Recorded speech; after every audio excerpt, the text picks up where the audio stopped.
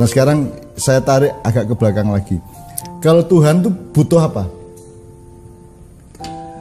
Dalam bahasa Arab kebutuhan tuh hajat, ihtiyaj, hajat. Nah Allah berhajat enggak? Allah hanya punya keinginan.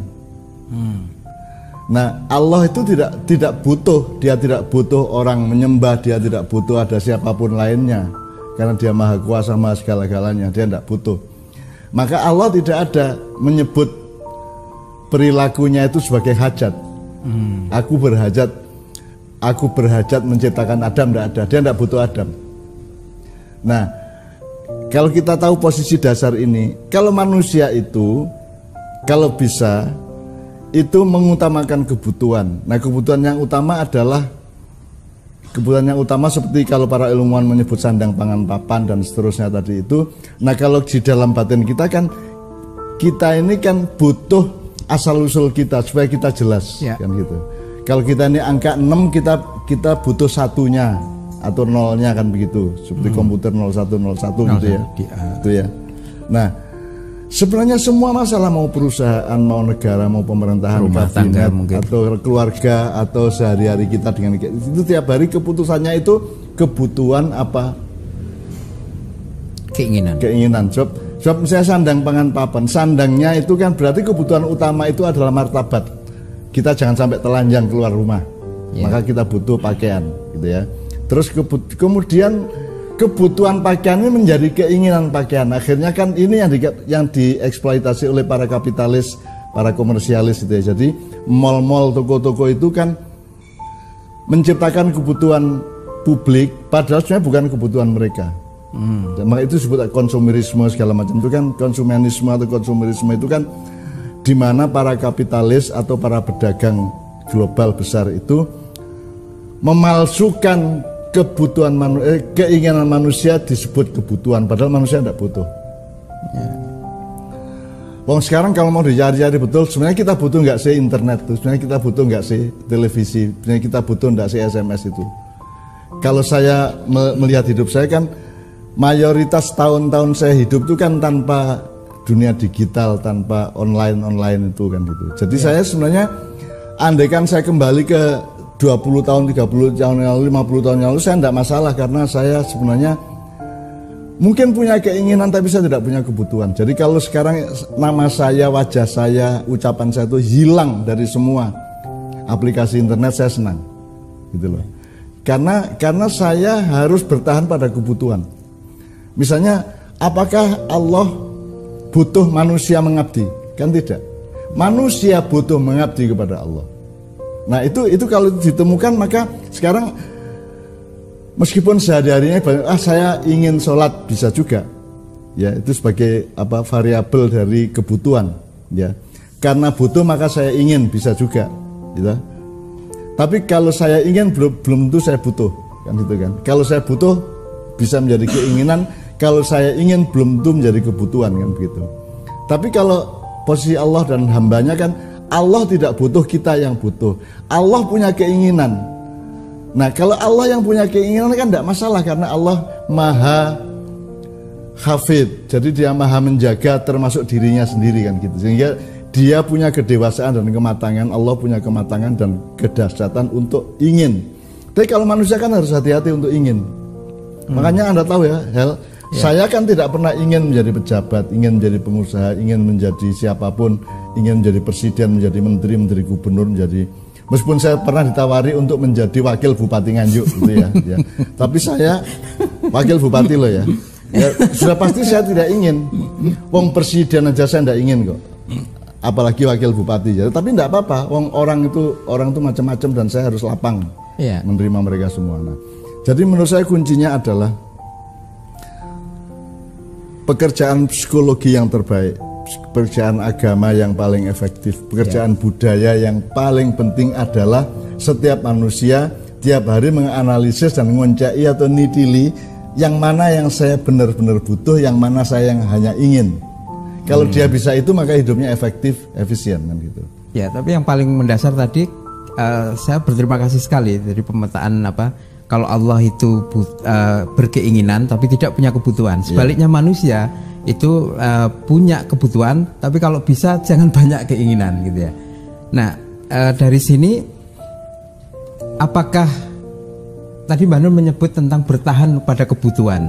Tadi diberi contoh misalnya orang itu butuh sandang gitu ya. Sandang itu sebagai aplikasi kita menjaga martabat. Terus ternyata pada perkembangan peradaban itu baju itu sangat bermacam-macam gitu ya, jenisnya, modelnya dan lain sebagainya. Kata bertahan pada kebutuhan itu kalau kita menjalaninya saat ini tuh kira-kira seperti apa ya Mbah? Gini Hel, kan kalau kebutuhan itu kalau terpenuhi menjadi kelegaan, tapi kalau keinginan itu kan saya pernah menggambarkan itu seperti api. Api, jadi kalau Anda ingin itu seperti api. Mau sudah menjabat 5 tahun, minta 10 tahun, minta 15 tahun. Kalau Anda sudah punya A, ingin B, ingin C, dan Anda terus ingin secara waktu dan ruang. Jadi keinginan itu kalau di dalam jangka waktu yang panjang, di dalam kadar yang lebih tinggi, dia menjadi nafsu. Makanya dalam maknya merumuskan hidup itu sederhana. Hidup dan Islam itu sederhana. Kalau Islam itu mengajari Anda untuk mengendalikan atau menahan atau mengontrol, ngerem ya. Tapi kalau kebudayaan yang sekarang terjadi adalah ngiming-ngimingi Anda untuk melampiaskan. Saya ingat ibu saya dulu kalau nonton TV dia tanya sama saya, Nun, iku ya opposite TV kok murui wong geragas kabeh. Nah, kapitalisme adalah pelampiasan keragusan. Makanya kapitalisme diwaspadai oleh banyak kelompok di dunia karena di bawah sadar mereka ada yang karena memang waspada terhadap beda antara keinginan dan kebutuhan, ada yang karena kudune aku sing gawe kuwi aku ora apa-apa. Saya melawan seorang kapitalis karena saya ingin jadi kapitalis juga bisa. Gitu kan.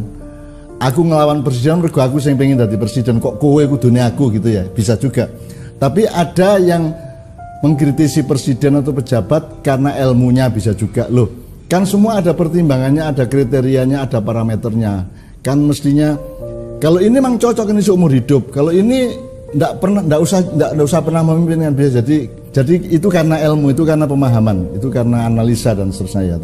Tapi ada orang yang tidak mengerti gejala di dalam dirinya ketika dia mau kemana, mau keluar rumah, mau ngontel sepeda atau mau ngegas motor atau mobil mau kemana, itu dia tidak pernah ada mekanisme untuk menganalisa atau memilah antara ini saya ingin apa saya butuh.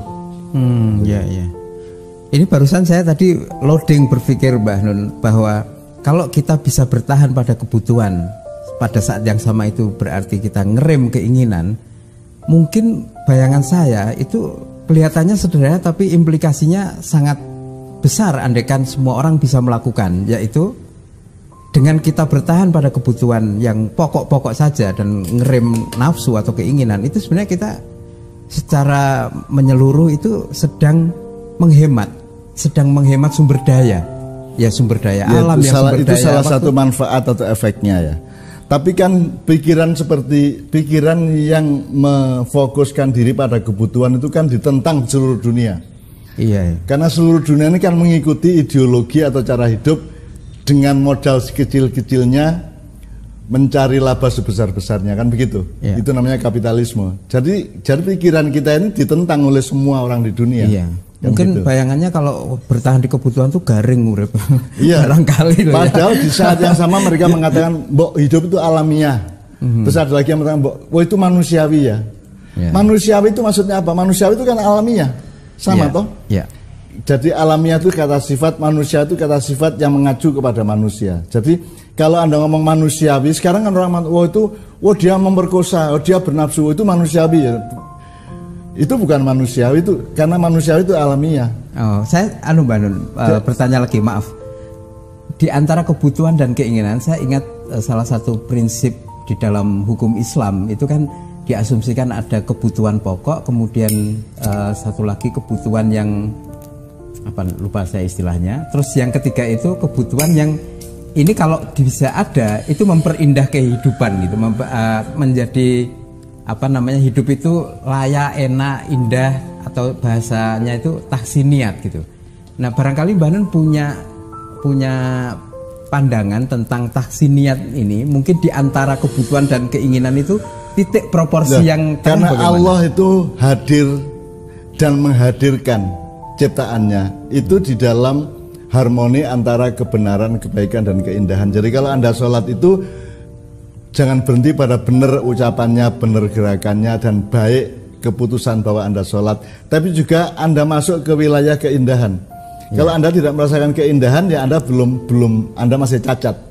Kalau orang melakukan azan terus dia tidak terganggu oleh indah apa tidak indah azannya, tidak hanya bagi dirinya tapi juga bagi yang mendengarkannya dari lewat speaker di masjidnya, itu kan menjadi cacat. Nah, kita ini kan rata-rata cacat.